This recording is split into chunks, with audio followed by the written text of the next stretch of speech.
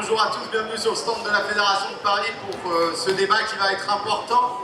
Important parce qu'on va parler de la riposte à Macron et de la façon d'amplifier cette riposte à un moment clé du quinquennat, parce qu'on le voit, il commence à être en difficulté, on voit que sa politique est perçue comme injuste aujourd'hui par nos concitoyens. Mais oui, l'enjeu, c'est évidemment de construire l'alternative à cette politique. Et pour ça, on a besoin de parler ensemble des moyens de le faire, de penser cette riposte. Et ça va être le sens du débat qu'on va avoir avec André Chassaigne, qu'on peut applaudir, président du groupe communiste à l'Assemblée, et Valérie Lesage, qui est la nouvelle secrétaire générale de l'Union régionale Île-de-France CGT, qu'on peut applaudir aussi, qui a pris la suite de Pascal Joly il y a quelques mois maintenant, et qui a aussi commencé une rentrée. André, c'était à l'Assemblée, elle, c'était dans la rue, avec beaucoup de détermination, avec tous les syndiqués CGT Île-de-France. Voilà, écoutez, je ne vais pas être beaucoup plus long, je vais passer d'abord la parole à André Chassaigne pour remercier vraiment d'être là, d'autant que on vient de me dire qu'il avait passé une nuit blanche à l'Assemblée.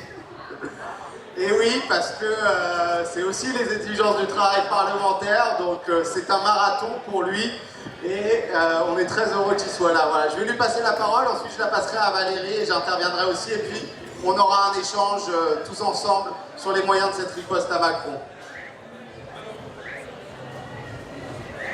Là, chez moi, il faut savoir que je suis un diesel, donc il faut le temps que je me chauffe.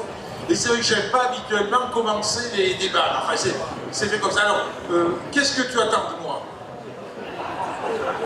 Est-ce que, voilà, précise un peu ta pensée sur les propos que tu souhaites que je tienne. Parce que la riposte, c'est la... Tu veux dire la riposte au niveau parlementaire dans un premier temps, peut-être?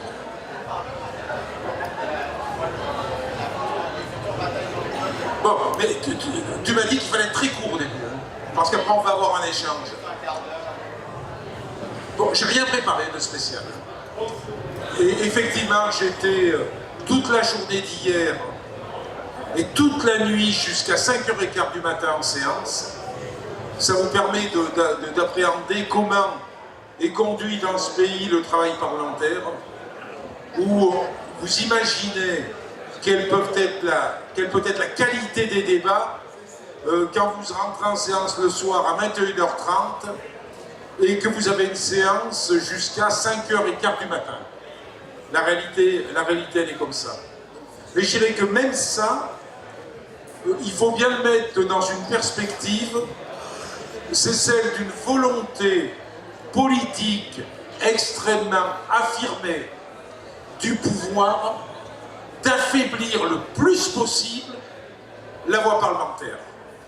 Et ça passe par des moyens très divers qui sont d'abord la façon de travailler, où de plus en plus on réduit le rôle du parlementaire et notamment le rôle du député à ce qui devrait être pour le pouvoir des exécutants, de simples exécutants. On a affaire à l'Assemblée nationale avec cette nouvelle majorité à des députés qui sont en fait les porte-voix de l'exécutif, qui ne remplissent absolument pas la fonction qui devrait être la fonction parlementaire, où la fabrication de la loi en fait se résume à décliner ce qui a été décidé par le président de la République. C'est pour cette raison d'ailleurs que dans le débat sur la motion de censure, j'avais utilisé une expression pour définir les députés de la majorité En Marche, où je les ai décrits comme étant de simples digéreurs, intestins silencieux de la bouche élyséenne. Ils sont là pour digérer et ils sont là pour recracher ce qu'on leur demande d'avaler à partir du château, à partir de l'Élysée. Il est bien évident, ça c'est une, j'allais presque dire c'est l'anecdote du quotidien, et derrière tout ça se profile une volonté de faire évoluer nos institutions, et en particulier notre Constitution et les organisations des scrutins. La volonté qui est celle-ci, c'est faire en sorte que le pouvoir législatif doit être considérablement affaibli pour qu'on puisse plus avoir cette riposte qui peut être portée par des parlementaires qui sont en lien avec leur territoire, qui sont en lien avec les populations, qui sont en lien avec les luttes sociales. Et on voudrait qu'on puisse se limiter dans une discussion générale à porter un discours, certes à faire valoir nos perspectives politiques, et l'analyse que l'on peut faire sur un texte que je vous ai proposé, mais surtout, c'est porter atteinte au droit d'amendement, c'est porter atteinte frontalement au travail parlementaire. Et c'est pour cette raison que dans le cadre de cette réforme constitutionnelle, une bagarre que nous menons, qui est portée par le parti dans son ensemble et qui doit être relayée très largement, c'est un référendum. Il faut que ce soit le peuple de France qui puisse trancher sur l'évolution de la Constitution et sur les coups qui sont portés notamment pour législatif. Et si je cite l'exemple du référendum, c'est pour bien montrer que l'action des élus, et notamment l'action des parlementaires, en elle-même, ne pèsera jamais s'il n'y a pas derrière, d'une part, bien évidemment, la mobilisation d'une organisation politique, comme le Parti communiste français, on pourrait revenir, on a besoin d'une organisation politique qui ait sa place dans le paysage politique, parce qu'il y a des enjeux énormes aujourd'hui, donc il faut y ait cette mobilisation, et qu'on puisse aussi, par des actions collectives, mobiliser le peuple, et ça c'est l'objet de la grande bataille qu'on veut conduire sur le référendum, sinon nous seuls, on n'arrivera à rien. On a la chance depuis un an de disposer à l'Assemblée d'un groupe parlementaire avec 11 députés communistes. Le fait d'avoir constitué ce groupe, c'était pour nous, je dirais pour moi et pour d'autres, un enjeu extrêmement important. On avait besoin qu'il y ait une voix du Parti communiste français à l'Assemblée nationale, et pour qu'il puisse y avoir cette voix, il fallait qu'on puisse constituer un groupe parlementaire, mais avec à l'intérieur de ce groupe une composante, qui est une composante avec exclusivement des députés communistes, de façon à ce qu'on puisse maintenant, quand on monte à la tribune, on peut parler comme communiste, ce que l'on ne pouvait pas faire avant, et ce qui atténuait la portée de notre discours.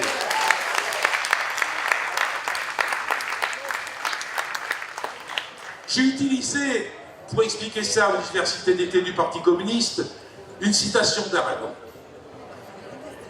Parce que c'est vrai qu'au début, quand on a constitué ce groupe, ça pouvait faire sourire. D'autres auraient voulu qu'on soit englobé dans un groupe sous l'autorité d'autres, en estimant que notre composante aurait pu continuer à vivoter au sein d'un groupe beaucoup plus important, qui aurait représenté la gauche radicale, et vous devinez quel groupe. C'est ce qui m'a fait reprendre ces deux vers d'Aragon. On sourira de nous d'avoir aimé la flamme au point d'en devenir nous-mêmes l'aliment. Et je pense qu'en constituant ce groupe, à quelque part, on est devenu l'aliment d'une flamme, c'est la flamme du Parti communiste français.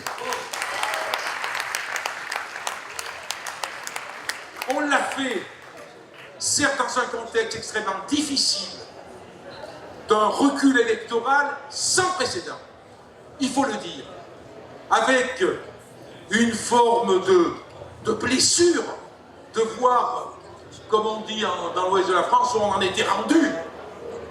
Mais on a considéré que cette blessure-là, il fallait la transformer en espoir, que cette blessure-là, il fallait la transformer en idéal, que cette blessure-là, il fallait la transformer en désir. C'est aussi des paroles d'Aragon. Blessure à l'idéal, blessure à l'espoir, blessure au désir.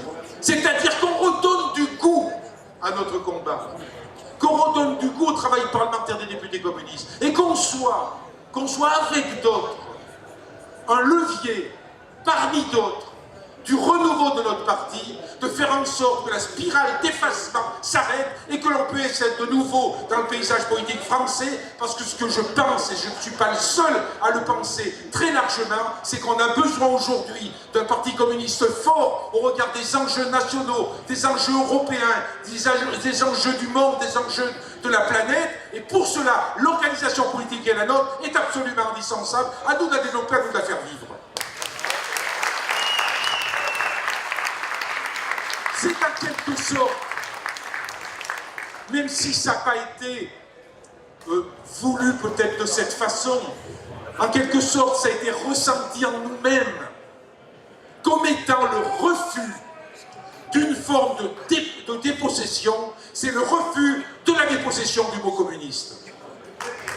À partir de là, ce que je pourrais dire, c'est que les 11 députés communistes, nous avons des analyses différentes sur le devenir du parti. Nous avons des sensibilités différentes. Nous avons des personnalités différentes, des vécus différents, des expériences différentes. Mais ce que je peux vous dire aussi, c'est que pas une fois, les différences d'analyse que l'on peut avoir ont été des obstacles à notre combat. Parce que tous les 11, on considère que ce qui est primordial, c'est la fraternité, et que quand on est communiste, on est capable de faire de la fraternité, on est capable d'avoir des divergences, mais après on est capable de construire ensemble. Et je crois que ce qu'on a fait au sein du groupe, on est capable de le faire à une autre échelle.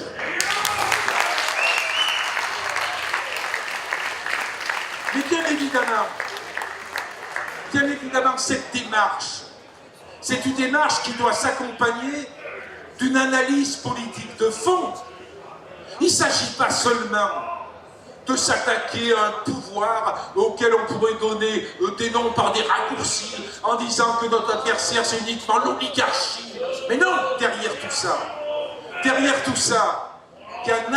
l'analyse que l'on doit faire d'un système politique, il y a la prise en compte du pouvoir de l'argent, et quand par exemple aujourd'hui on analyse le budget qui va être proposé en 2009 pour 2019, ce budget bien sûr, eh ben, il est la concrétisation, il est la mise en application de choix politiques qui sont des choix ultra-libéraux. Quand on nous dit il faut limiter les dépenses publiques, c'est pas l'oligarchie en elle-même qui veut nous faire réduire les dépenses publiques. C'est tout simplement parce qu'il y a cette volonté de réduire le déficit de la France qu'on utilise comme un instrument, sans dire que ce déficit de la France fait que chaque année, on va payer, je crois que c'est 43 milliards d'euros d'intérêt des emprunts qui vont vers les marchés financiers sans même se poser la question de l'origine des emprunts et de la légitimité de ces emprunts. Il y a donc derrière tout ça une analyse politique à faire. Et quand on nous dit la limitation de la dépense publique, elle est absolument indispensable, c'est aussi parce qu'il faut prendre de l'argent. Quand on veut alimenter les multinationales, quand on supprime l'impôt sur la fortune, quand on développe le CICE, quand on balance l'argent à fond perdu, cet argent il faut le trouver à quelque part, on le trouve d'une part par réduction des dépenses publiques, et on le trouve en allant faire les poches des plus humbles, et en particulier des retraités, avec l'augmentation de la CSG. Donc tout ça, c'est donner du sens. C'est pas seulement au niveau d'une analyse parlementaire, s'attacher sur des chiffres, sur le budget, c'est essayer de donner les clés de la compréhension.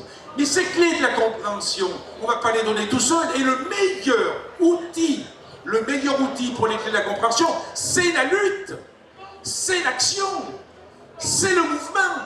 Mais pas quelque chose qui se fait de façon, j'allais dire, de façon court-termiste.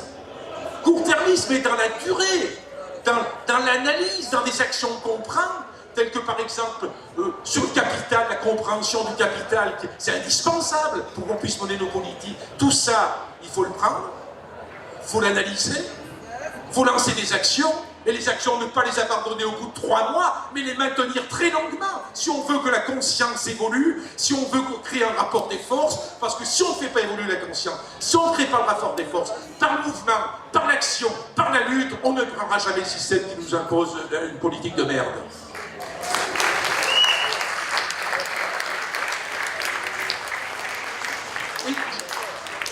Là, je vais arrêter, je vais essayer d'être court. Mais je voulais quand même vous faire passer notre idée. C'est un peu la notion j'ai essayé la notion de stratégie telle qu'on la conçoit, nous les parlementaires communistes. Je dis notion stratégique, moi j'ai retenu trois mots. Mais ça sort de moi, hein. C'est pas quelque chose qui a été analysé collectivement, ça sort de moi. Je dis, et je crois que c'est important, dans le sens des combats qu'on peut conduire, on a un objectif, c'est être le plus efficace possible contre la politique libérale, une politique qui n'a jamais aussi été à droite qu'elle est aujourd'hui. Ça, on pourrait revenir, c'est quelque chose qu'on n'a jamais vécu dans l'histoire de notre pays. Il faut bien en prendre conscience. Et c'est montré comme ça, avec cet objectif d'être le plus efficace possible, qu'il existe des alternatives politiques. Et que ces alternatives politiques, il faut les travailler, il faut les expliquer. Il y a un principe, j'insiste beaucoup là-dessus, parce que ça me semble vraiment fondamental. Et ce que je dis pour nous, les députés communistes, je crois que c'est valable pour ceux qui sont communistes parmi vous, pour l'ensemble de notre organisation et pour les progressistes qui sont là, le comprendront. Il faut qu'on soit nous-mêmes. Il faut qu'on soit nous-mêmes, c'est-à-dire, c'est la fameuse parabole que j'utilise souvent, il faut qu'on s'apprenne à jouer notre basket. C'est-à-dire qu'on arrête d'être tétanisé, d'être obsédé par ce que peuvent penser les autres, par la façon qu'ont les autres de faire. On a nos actions, on a notre analyse, on doit peser dans la société, et bien jouons notre basket, et c'est à partir de là qu'on pourra demain créer des rassemblements qui permettront de peser sur le cours des choses. Et c'est, troisième idée, c'est une pratique. C'est une pratique qui est une...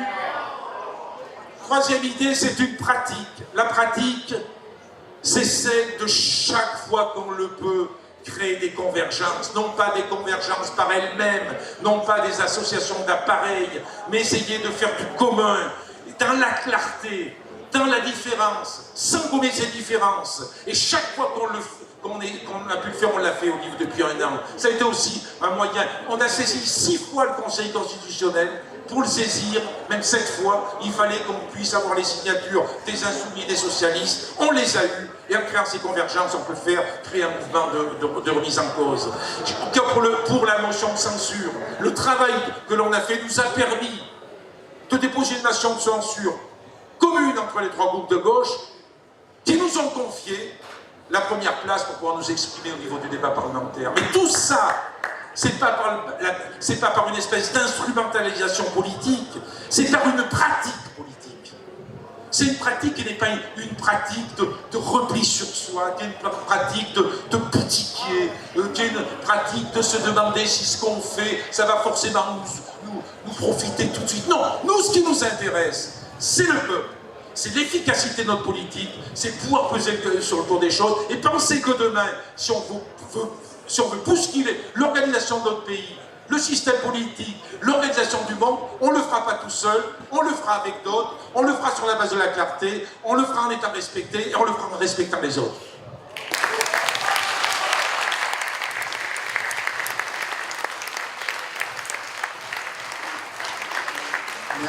Merci André. Je vais tout de suite passer la parole à Valérie. Oui, bonjour à toutes et à tous. C'est pas un exercice simple pour moi, mais on va se lancer. Pour nous, à la CGT, le vrai danger social actuellement et auquel nous avons à faire face ensemble, c'est la cohérence des politiques qui sont menées depuis des décennies et qui détruisent tous nos conquis sociaux et qui peuvent paraître quelquefois inéluctables. Car il s'agit bien actuellement d'une avalanche de mesures et de lois délibérément conçues dans un état d'esprit de guerre éclair à faire subir au monde du travail, que Fillon ne s'était pas caché de vouloir mener et que Macron, en homme de la finance et en président des riches, poursuit, accélère ouvertement, sans complexe et avec tout le mépris que nous lui connaissons. Si l'on met bout à bout l'ensemble des lois et projets de loi voulus par ce gouvernement et sa majorité de députés godillots, on pense bien qu'ils jugent que c'est pour eux la période propice à faire basculer dans le néant l'ensemble de nos conquêtes sociales. Et ils s'appuient pour cela sur toutes les lois régressives imposées depuis 30 ans maintenant, et particulièrement ces 3 derniers quinquennats, qui ont vu s'accélérer, s'intensifier les politiques d'austérité et de remodelage social réactionnaires. Pour n'en citer que quelques-unes, parmi les plus récentes, ça a été de la loi Rebsamen, le pacte de solidarité et de croissance, les lois sécuritaires, loi El Khomri, loi travail, les réformes de retraite successives, les lois santé.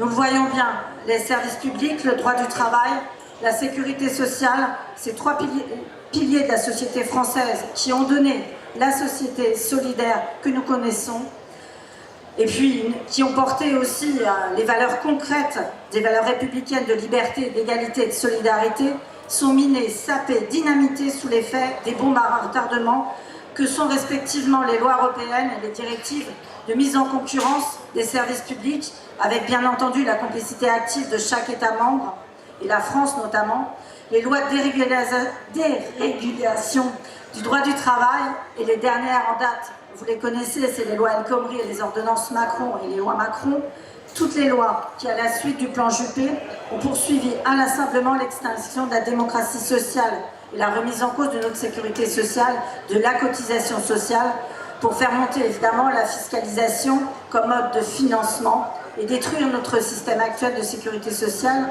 issu du PNR et assis bien entendu sur la solidarité. Macron estime aujourd'hui que la structuration de nos droits sociaux a été suffisamment massacrée pour qu'il puisse faire effondrer toute l'architecture des progrès sociaux conquis depuis un siècle et particulièrement ceux gagnés après la libération. Le gouvernement, à la rentrée, poursuit cet objectif. Dans l'agenda social, vous avez certainement lu ça dans la presse, plusieurs dossiers qui, selon ce que nous pourrons faire reculer et gagner ou pas, changeront concrètement et durablement la vie des salariés, des fonctionnaires, des retraités, des privés d'emploi et plus largement de toute la population. En septembre, c'est la question de l'assurance chômage qui va revenir sur la table avec la volonté affichée du gouvernement d'introduire une dégressivité des allocations chômage et une nouvelle fois de passer par-dessus les négociations paritaires entre organisations syndicales de salariés et les organisations patronales.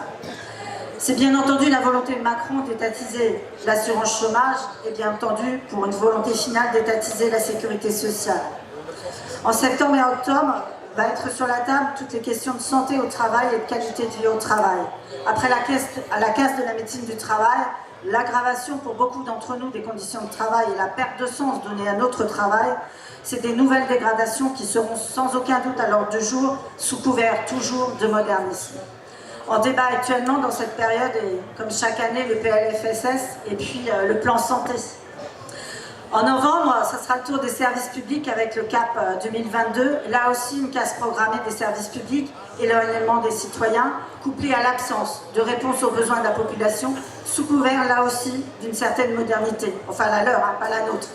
Et bien entendu, le dossier retraite, avec une volonté affichée de changer de système avec la perspective de vote de la loi au premier semestre 2019.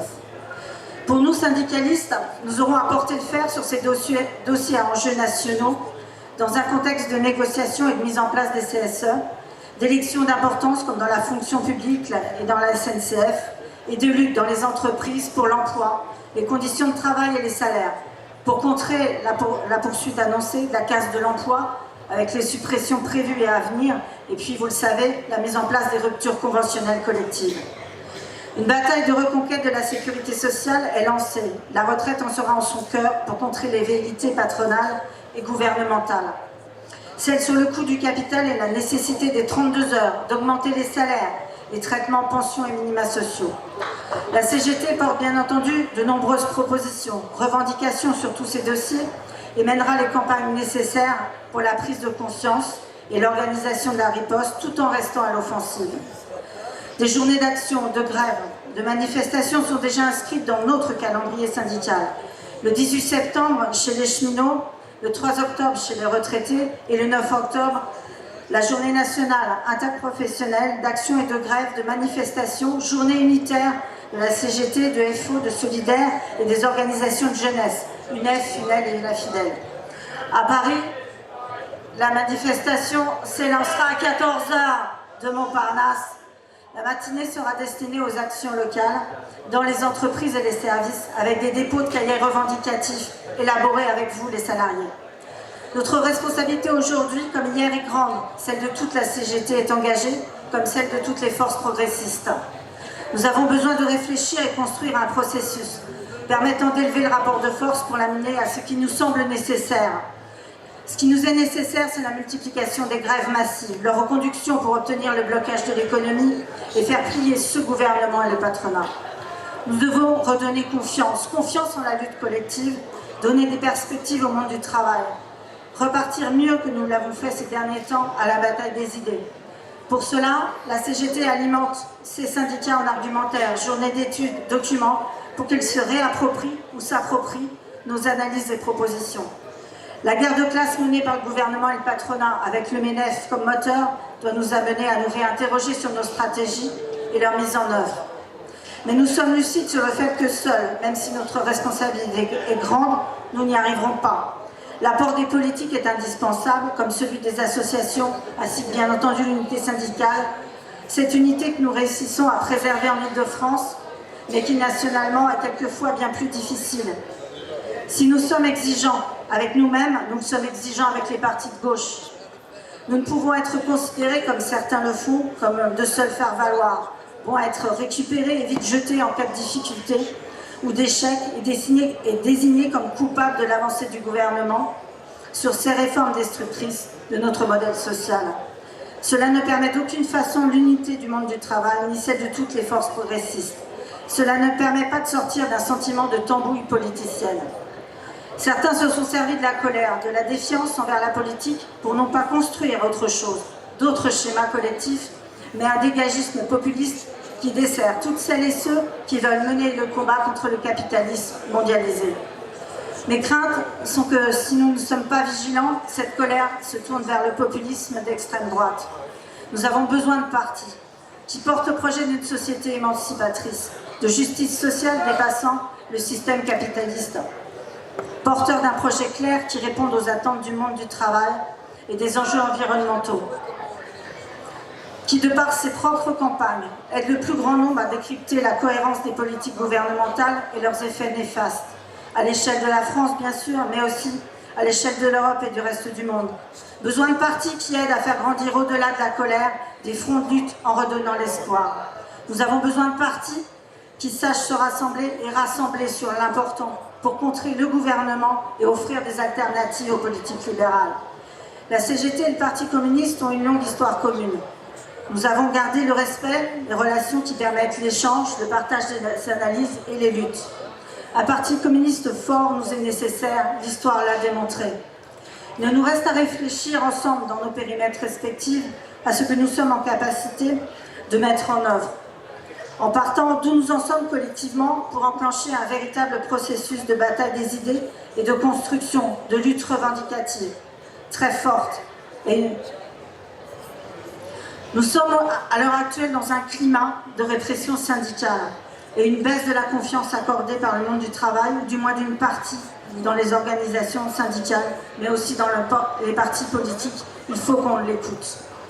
Les débats croisés, nos débats internes, je l'espère, nous amèneront à travailler ensemble, solidairement, sur ce qui nous rassemble, à la construction de la riposte. Aujourd'hui, ces femmes et ces hommes de tout âge, d'horizons tellement différents, et qui font de cette fête de l'humanité, sont la démonstration qu'une forte est prête à se lever. Merci, mes camarades. Merci beaucoup Valérie. Je crois qu'on peut applaudir vraiment Valérie parce que ça nous donne de l'espoir.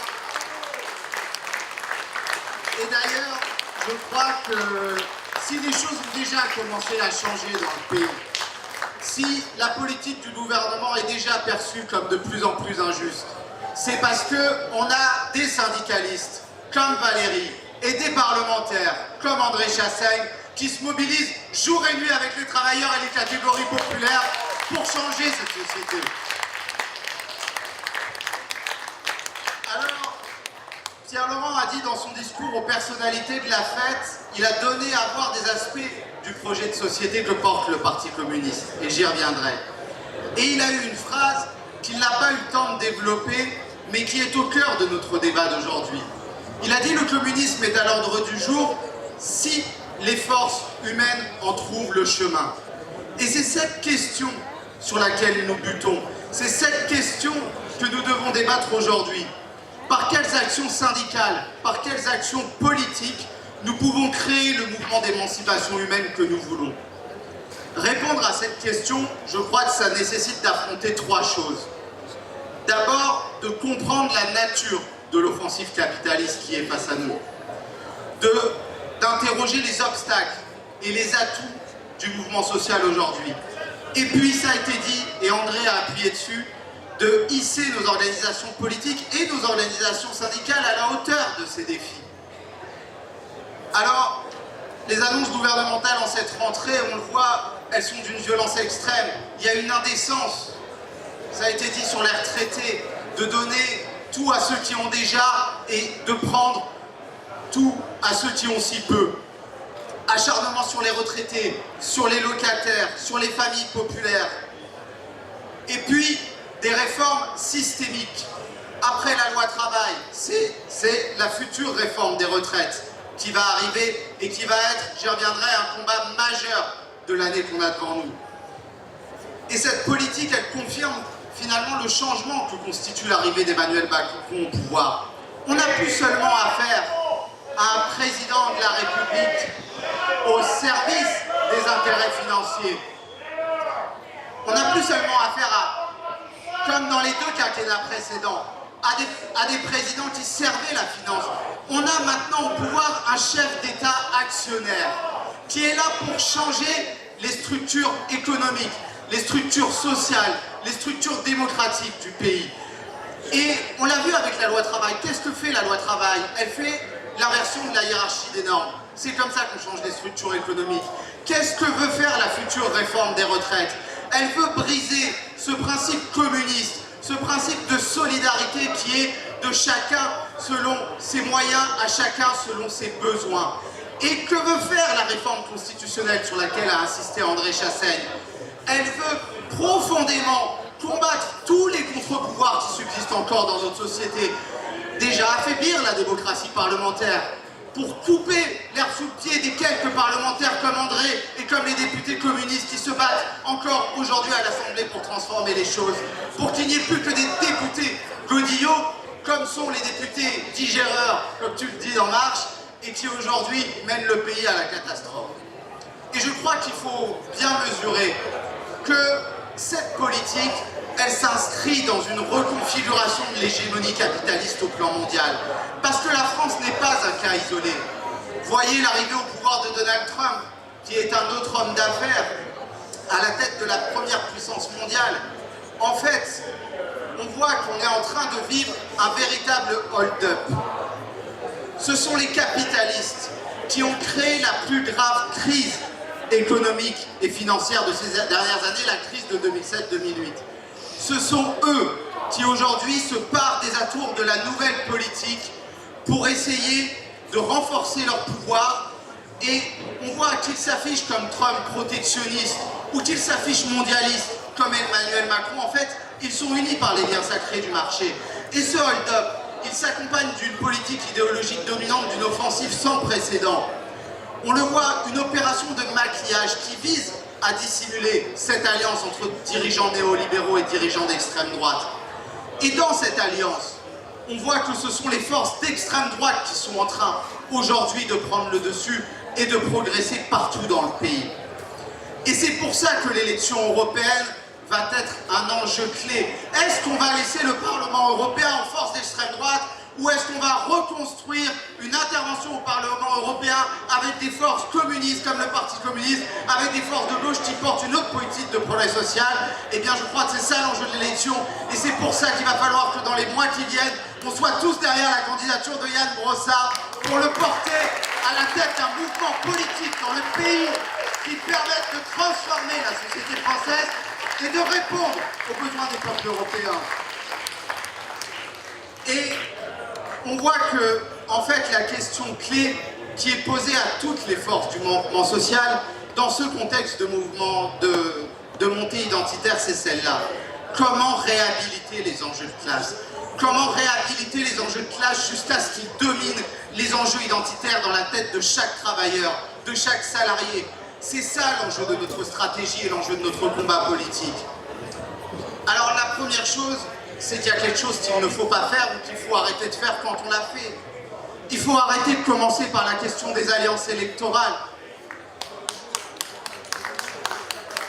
Je crois qu'il faut arrêter de faire de notre rapport à toutes les autres forces de gauche, à la France insoumise en particulier, le point de départ de notre travail de rassemblement.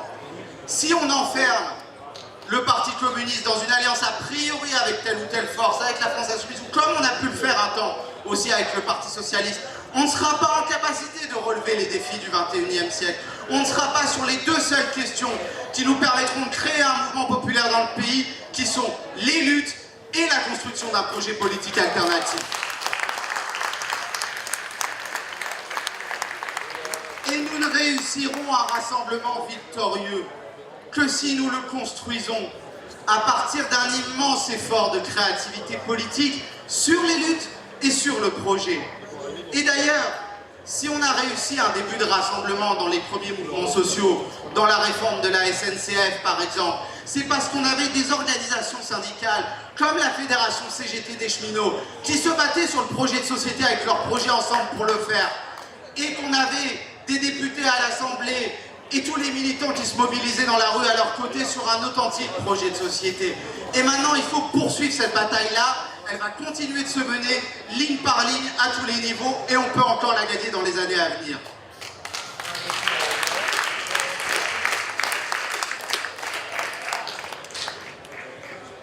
Je crois qu'il faut qu'on pousse cette question des luttes et du projet politique que nous portons. Pourquoi toutes les luttes échouent? En France, en Europe, je dis toutes, pas toutes, parce qu'il y a des victoires et évidemment elles nous permettent d'avancer, mais je veux dire pourquoi beaucoup de luttes fondamentales aujourd'hui échouent. Du printemps arabe, il y a 7-8 ans, à la mobilisation contre la loi travail, en passant par le mouvement des indignés espagnols, les luttes environnementales, féministes, etc., qui sont pourtant très puissantes. Moi, je crois qu'elles échouent pour deux raisons. Pour la faiblesse du niveau de conscience de classe, et parce qu'il y a un manque d'objectifs révolutionnaires partagés. Et c'est ça qu'il nous faut faire grandir aujourd'hui. Et le fait est, malheureusement, et malgré tout notre investissement, et celui de centaines de milliers de personnes dans le pays, c'est que la grande majorité des luttes actuelles aujourd'hui, ce sont des luttes de résistance. Et nous devons, je crois, réussir à les compléter, forces syndicales et forces politiques, par de nouvelles luttes offensives, des luttes positives, sur un autre projet de société.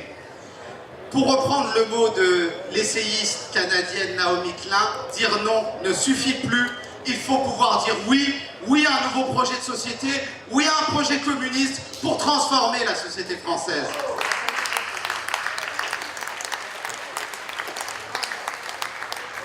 Et ça, je crois, ça demande deux choses. Ça va demander, et ça a été dit par André, des campagnes qui réarment idéologiquement le mouvement populaire, qui permettent de se libérer de la pression de l'idéologie dominante, qui visent à unir des travailleurs qui ont des intérêts convergents, mais qui sont aujourd'hui divisés par le capital pour qu'il assure sa domination. La question stratégique clé, c'est celle de l'unité du salariat. C'est cette question-là que nous devons traiter. Celle de victoire idéologique pour que chaque salarié ne fasse plus du poids de la dette, du coût du travail, de la mondialisation libérale, autant de dogmes dominants qui sont aujourd'hui un horizon indépassable, mais si nous arrivons à les faire sauter, permettront tous les espoirs possibles et toutes les victoires possibles. Par exemple, ça a été dit, nous avons besoin de campagnes de long terme, je pense à une campagne qu'on avait initiée et qu'il faudrait relancer en grand dans le pays, la campagne contre le coût du capital, la nécessité de s'attaquer aux dividendes et aux intérêts payés aux banques, faire de cette question une grande question politique dans le pays. Nous aurions besoin aussi, pour unir les salariés, par exemple, d'une grande campagne pour l'égalité femmes-hommes, parce que ce serait le moyen d'unir les millions d'ouvrières, d'employés qui aujourd'hui ont en partage les temps partiels subis, les carrières incomplètes, les salaires plus bas que l'ensemble de la population. Si on avait de telles campagnes, si on avait une campagne en l'occurrence pour un grand projet féministe, ça aussi ça contribuerait à unir le salariat. Et ça je crois que c'est possible. Le deuxième enjeu clé, c'est, et ça a été évoqué par Valérie, c'est de construire, secteur par secteur, de puissants fronts de lutte et de projets autour d'objectifs de transformation sociale. Et c'est là qu'intervient le travail de construction d'un projet politique alternatif. Peut-être vous l'avez vu en entrant dans le stand, mais il y a au fronton du stand une phrase qui pourrait, je crois, pour chacun de nous, être une sorte de maxime de notre action. Cette phrase, elle est d'Ambroise Croizat. Il l'a prononcée dans un discours à l'Assemblée nationale, un de ses derniers discours à l'Assemblée nationale. Il disait « Le progrès social est une création continue ». Eh bien moi je crois que c'est devant ce défi, c'est ce défi auquel nous sommes confrontés aujourd'hui si nous voulons relever les grands défis du XXIe siècle. Et dans les semaines et les mois à venir, il va y avoir un enjeu décisif, j'en ai parlé, c'est la réforme des retraites. Est-ce qu'on est capable de faire lever un grand mouvement dans le pays pour opposer à la société d'insécurité sociale que nous crée Macron? Un grand mouvement pour une sécurité sociale du XXIe siècle. Je parle du développement de la sécurité sociale actuelle, de toutes ses branches, avec la prise en charge des soins à 100%, un renforcement de la médecine du travail pour lutter contre les nouvelles formes de pénibilité, le burn-out et tant d'autres, une nouvelle politique familiale. Mais je pense aussi à une nouvelle ambition de sécurité sociale qui touche à la sécurisation de tous les moments de la vie pour une nouvelle civilisation. Une allocation d'autonomie formation pour les jeunes, qui permettrait aux jeunes d'investir, à l'inverse de ce qu'ils sont en train de faire avec Parcoursup, d'investir avec confiance l'avenir. Une sécurisation de l'emploi et de la formation pour éradiquer le chômage et la précarité qui ne cessent de progresser. Un service public de l'autonomie des personnes âgées. On va avoir 2 millions de personnes dépendantes en 2050, quand on en a 1,2 million aujourd'hui. Cette question ne sera pas résolue dans l'égalité par le privé. On a besoin d'un grand service public de l'autonomie des personnes. Eh bien, créons un mouvement à partir du mouvement des EHPAD pour une telle ambition de société.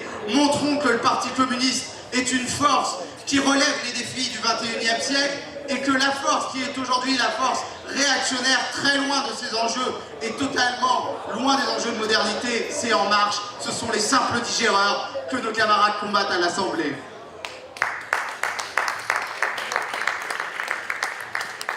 Je veux finir par dire un petit mot parce que j'ai déjà été long sur le Parti communiste. Je crois que nous devons renouer avec le temps long de l'action politique. Ça veut dire sortir de ce présentisme, de la seule réaction à l'actualité et du rythme infernal de la vie électorale. Sortir de ça pour renouer avec le temps long de l'action politique qui est à mon avis indispensable à la construction d'un horizon émancipateur. Renouer avec le temps long parce que toute bataille idéologique, on parlait de conscience de classe, c'est une bataille de longue durée qui demande de la constance dans l'action politique. Renouer avec le temps long parce que permettre l'intervention populaire, l'intervention de travailleurs dans les entreprises, de catégories populaires qui se sont éloignées durablement des urnes. Ça demande du temps, ça demande de renouer de la confiance politique, de la confiance dans une action collective qui est aujourd'hui minée dans une société du chacun pour soi. Renouer avec le temps long de l'action politique aussi parce que, je le disais, nous sommes confrontés à des défis de civilisation qui ne se résoudront pas à l'échelle du quinquennat. On en a eu la démonstration avec la question écologique. Nous parlons de défis sur des décennies. Donc voilà pourquoi, à mon avis, c'est une première remarque que je veux faire, on a besoin de renouer avec ça. Et puis, je crois, si on veut être à l'offensive, je vais vous dire mon sentiment. Moi, j'ai un peu le sentiment que trop souvent, ces dernières années, on a été sur la défensive. Ça a été dit un peu par André. On a été intimidés nous-mêmes par la violence de classe. On a été étouffés par le rythme de l'action politique. Et trop souvent, on a laissé d'autres parler à notre place. Mais le problème, quand on laisse d'autres parler à notre place, c'est que jamais les grandes transformations révolutionnaires que nous portons peuvent rencontrer l'aspiration au changement des Français. Donc, on a besoin de reprendre l'offensive sur un projet communiste et sur une force communiste. Si on veut que cela change, il faut, je crois maintenant, que les forces immenses de notre collectif militant retrouvent confiance. On doit reprendre notre place dans la société française pour que l'espoir reprenne sa place dans la société française Si le Parti communiste reprend sa place, alors oui, je pense qu'avec les syndicats, dans une action complémentaire, on pourra relancer le grand mouvement dans le pays. Enfin, et je vais finir par là, je crois qu'il faut se fixer un cap politique. On ne peut pas fonctionner avec des échéances, je le disais, à 6 mois ou à 1 an. On a besoin d'un cap politique pour le Parti communiste, pas pour l'année à venir, mais pour les 10 ou 15 prochaines années. Un cap politique qui réhabilite les enjeux de classe, qui réidentifie le Parti communiste dans la société française à une ambition crédible et radicale de changement, à des enjeux comme la production, le travail, l'écologie, le féminisme, qui développe notre action internationaliste. Un cap politique qui ne décrète pas le rassemblement, qui ne lance pas des appels au rassemblement de manière générale, mais qui le construit dans les luttes, avec les travailleurs et avec les catégories populaires. Je sais que nous pouvons le faire, relever les défis du 21e siècle dans un mouvement d'émancipation humaine dans lequel les travailleurs retrouveront toute la dignité de ce système, essaye de leur enlever si on est à la hauteur de ces enjeux. Je vous remercie.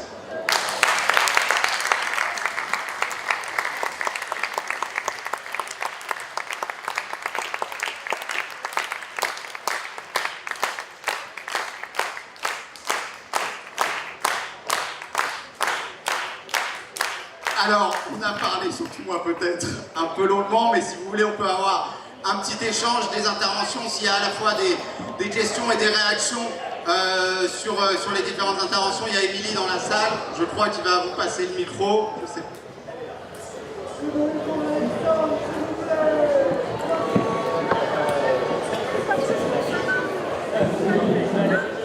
Merci. Je m'appelle Richard Sanchez, je suis membre du Parti communiste depuis 51 ans, membre de la CGT depuis 54 ans. J'ai occupé au Parti communiste les plus hautes responsabilités. J'ai eu l'honneur d'être le directeur de cabinet de Georges Marchais. J'ai eu l'honneur ensuite d'être membre au plus haut niveau de la direction du Parti communiste. Et j'avoue que le débat que nous sommes en train de vivre est un de ceux qui m'est apporté le plus d'émotion. Le plus d'émotion pour plusieurs raisons.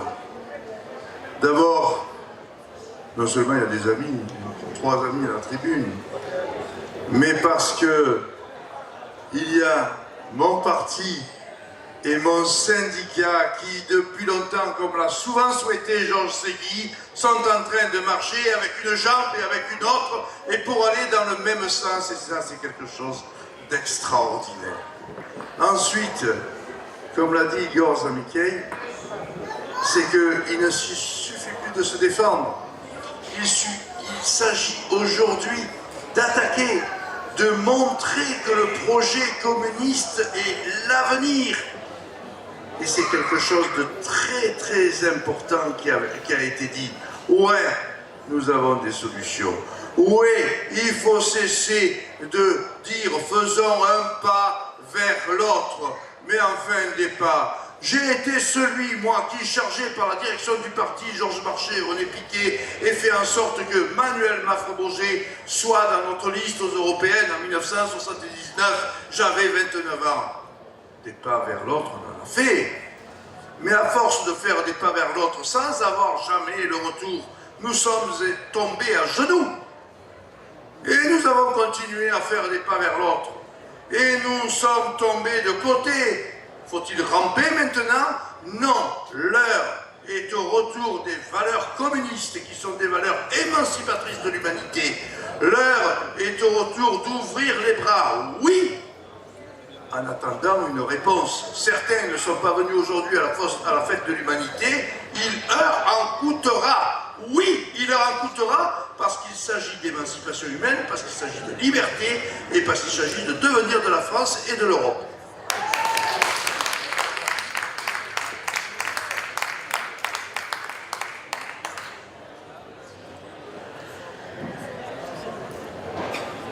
Alors ça va être dur, hein. Mais je suis Barbara Filleul, je suis secrétaire générale de la CGT des EHPAD publics du Val-de-Marne. Voilà. Je tiens à saluer l'action des députés et des sénateurs communistes pour leur tour leur tour d'horizon des hôpitaux. Voilà, parce que ça permet, quand on est sur le terrain, de rencontrer, de se confronter aux professionnels, mais je pense que vous avez rencontré aussi des directeurs en souffrance. Parce que voilà, on a la dette de l'hôpital public, où il faut demander l'annulation, parce que c'est juste inconcevable que l'hôpital public soit endetté, mais comme la SNCF d'ailleurs, tous les services publics, on doit annuler les dettes. Alors, il faut être clair, nous, ce qui nous manque quand on est syndicaliste dans les entreprises, c'est d'avoir un projet politique crédible. C'est-à-dire que derrière, on a besoin d'avoir une alternative, se dire qu'il y a un autre projet de société, que c'est possible. Et moi, mon cœur de métier, c'est la sécurité sociale, c'est mon financement. Si demain, on attaque les retraites, je suis fonctionnaire en plus, j'ai pas de bol, c'est mon cœur de métier et en plus, c'est mon statut, merde. Alors qu'en plus, on s'attaque aux deux cœurs de métier. Donc, à un moment donné, je pense qu'on a besoin d'alternatives, mais au-delà de ça, sur les convergences, il faut être clair. On a besoin d'avoir des réponses, nous, quand on est dans la rue, qu'il fait froid, qu'on est sur du reconductible. En plus, l'hôpital, c'est dur. Il y a une case de l'hôpital depuis des années. Les ordonnances Juppé ont étatisé la sécurité sociale. C'est ça, le scandale. C'est qu'aujourd'hui, c'est l'État qui décide des dépenses maladie. Alors que nous, on répond aux besoins. Aujourd'hui, on devient non-traitant. On ne traite plus les patients. On ne peut plus. On n'est pas maltraitant. On est non-traitant. Parce qu'on n'a pas les moyens. Parce qu'on n'a pas les effectifs. Et c'est ça, aujourd'hui, qui fait le vrai scandale. Et la question de la sécurité sociale, comme de l'hôpital, les retraites, c'est 4 branches la sécu. On vient de nous annoncer le plan pauvreté, mais c'est la sécurité sociale le plan pauvreté. On fait quoi? Le gouvernement, il annonce la charité à son peuple, c'est ça qu'il dit. Mais est-ce qu'on a besoin de ça? 6e puissance mondiale, 27 milliards si on fait l'égalité femmes-hommes. C'est ça, c'est 27 milliards de cotisations. Si aujourd'hui on dit aux services publics, vous ne payez plus la taxe sur les salaires, c'est 40 milliards qui rentrent dans l'hôpital. C'est ça la réalité, c'est qu'on exonère les entreprises du privé, mais on assassine les services publics et notamment l'hôpital public. Parce que c'est un assassinat. Aujourd'hui, il y a une urgence, on a besoin d'un plan d'urgence sur l'hôpital, sur les EHPAD, sur la psychiatrie. La psychiatrie parisienne, elle est dans un état catastrophique. Il y a des mouvements partout, ça va exploser. Ce qui se passe sur la paix, c'est dramatique. Donc, on a besoin d'avoir des alternatives politiques fortes et des propositions. Et sur la sécurité sociale par rapport à la retraite, faisons attention qu'on ne dise pas que grâce à la réforme de la sécurité sociale, en tout cas les retraites, qu'on va pouvoir financer la dépendance ou la perte d'autonomie. C'est pas en nous mettant une 5e branche, parce que c'est pas la solution. Ce n'est pas la solution, on ne créera pas une 5e branche de la sécurité sociale. Aujourd'hui, on a besoin d'avoir une sécurité sociale comme l'avait voulu Ambroise Croizat, et c'est pas les communistes qui doivent la trahir, parce que c'est de la naissance à la mort, on cotise en fonction de ses moyens et on reçoit en fonction de ses besoins tout au long de sa vie, de la naissance à la mort, avec un 100% sécu. C'est ça qu'on a besoin.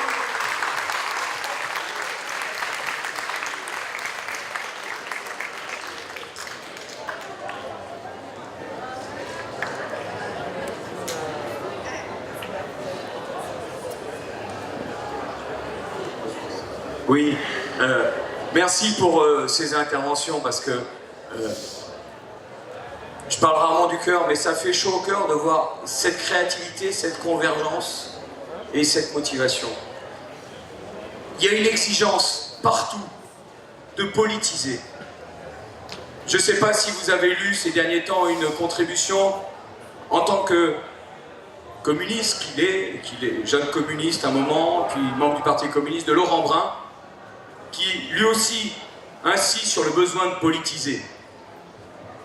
Et vous avez tous désigné cette question du capital. Moi je crois, il faut parler du capital. C'est devenu un gros mot, ou un mot qui récupère les autres. Le capital, c'est des coûts, c'est une logique, mais c'est aussi des pouvoirs. Et nous, faire la révolution, c'est face à ça, des institutions nouvelles pour des pouvoirs, pour changer sa logique. Et c'est très important. Et il nous faut, alors on va dire, c'est des choses qu'on dit depuis longtemps, j'en suis pas si sûr, il ne suffit pas de les écrire pour les dire et pour que les gens le sachent. C'est des choses très nouvelles. Et il va nous falloir nous outiller pour travailler et pour avancer dans ce sens.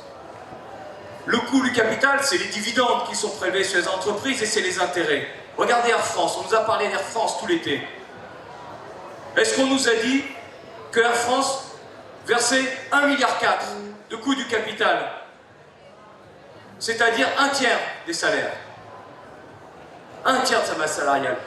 Et la SNCF, est-ce qu'on nous a dit que l'équivalent de ce qu'il faut comme besoin d'investissement pour le ferroviaire, elle le verse en intérêt de sa dette, en charge d'intérêt de sa dette. Et attention, la dette, à la magie de l'annulation de la dette. Il y a des dettes qu'il faudra annuler. Mais c'est une solution un peu magique, ça.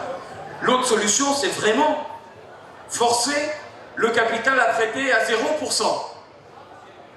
Parce que les 2,9 milliards que paye la dette de la SNCF, c'est les intérêts de la dette. C'est pas le principal, c'est les intérêts. Les 42 milliards que l'État paye au marché financier, un budget d'éducation nationale que l'État paye au marché financier dont Chassaigne a parlé, André. C'est les intérêts de la dette aussi.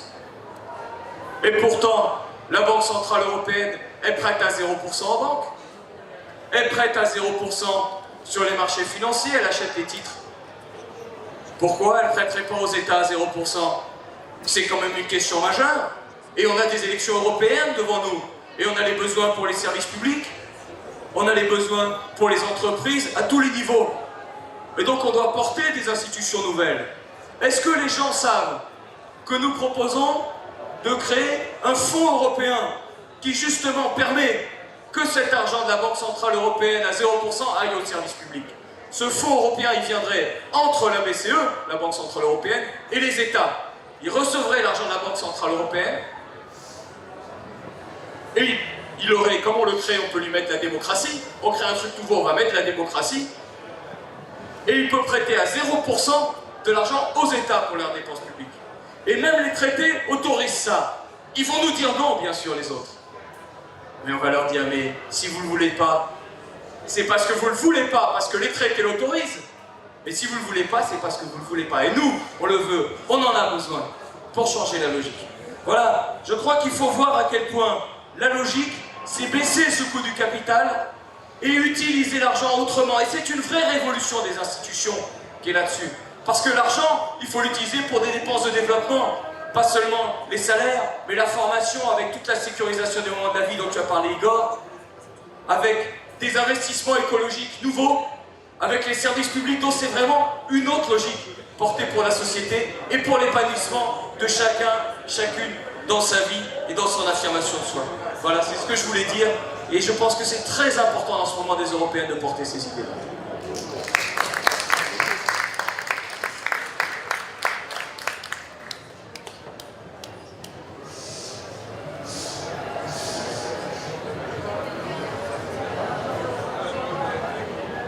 Allez André, un petit mot et puis on va conclure avec Valérie. Valérie d'abord, André comme vous voulez.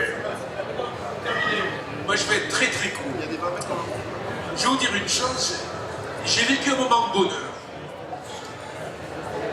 C'est vrai qu'au sein du groupe à l'Assemblée, on est heureux en quelque sorte parce qu'on s'entend bien, on travaille beaucoup, il y a une super ambiance. Donc je fais de la politique avec plaisir et on remplit notre mission comme député communiste avec plaisir.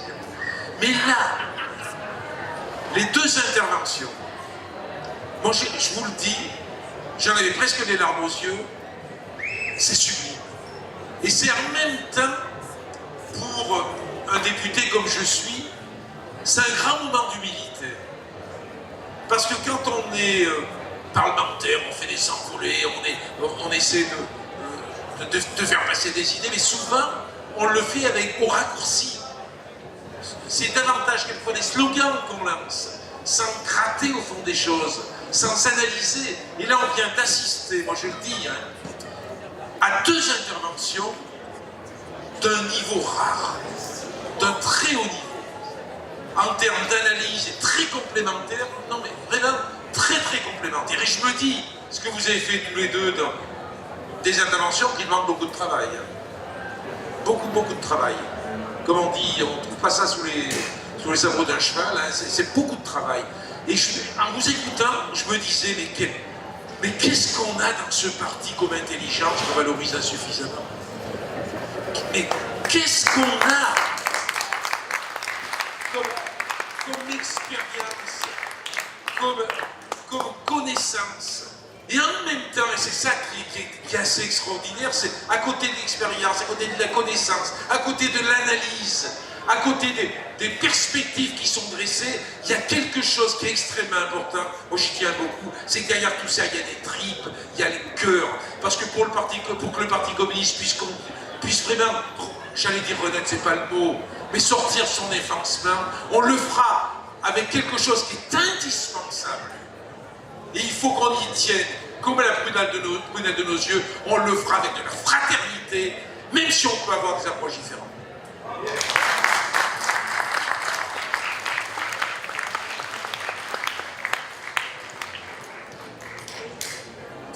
Difficile de reprendre la parole derrière André. Non, mais je pense que c'est surtout dans les mois, mais dans l'avenir. Je pense qu'on a souvent ce slogan dans les manifs du Tous Ensemble. Je pense qu'on a malgré tout beaucoup de difficultés à le faire vivre réellement et dans la durée. Je pense que c'est tout ça qu'il faut vraiment qu'on y réfléchisse et qu'on partage nos interrogations, nos savoir-faire pour avancer. Parce qu'avec tout ce qui nous tombe dessus, je ne vais pas refaire la liste, mais je pense qu'il faut vraiment que toutes les forces progressistes travaillent main dans la main dans un objectif commun. On n'a pas besoin, et André le dit, on n'a pas besoin d'être d'accord sur la virgule, sur le mot qu'il faut, mais sur l'objectif commun, l'objectif principal qu'on travaille. Et puis on parle de réalimenter, de remettre du politique et du sens politique aussi dans la tête de nos concitoyens. Je pense que ça, même nous à la CGT, c'est vraiment une question qui se pose. Et on est vraiment reparti à retravailler tous ces argumentaires, retravailler à donner du sens aussi, à ne pas toujours être sur le calendrier gouvernemental, sur le calendrier des mauvais coups. Alors bien sûr, il faut y être, mais aussi avoir des perspectives. Et pour ça, effectivement, je le disais tout à l'heure, mais on a besoin de partis politiques et de partis politiques forts et clairs et qui laissent la place aux syndicalistes que nous sommes et nous écoutent et soient porteurs de nos projets à nous aussi, parce qu'on en fait aussi, on y réfléchit aussi. Je pense que c'est de ça maintenant qu'on a besoin, qu'il faut qu'on retravaille. Très rapidement, moi j'aimerais qu'on reparte de ce beau débat avec deux idées.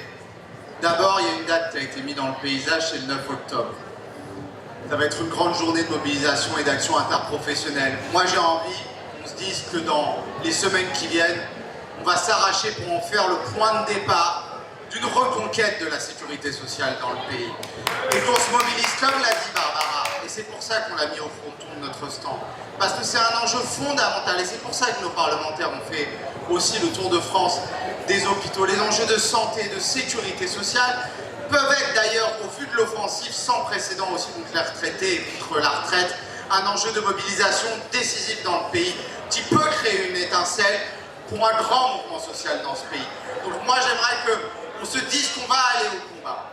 Et la deuxième chose que j'ai envie qu'on retienne, c'est, pour poursuivre dans l'idée d'André, c'est la force de notre collectif militant et de nos collectifs militants.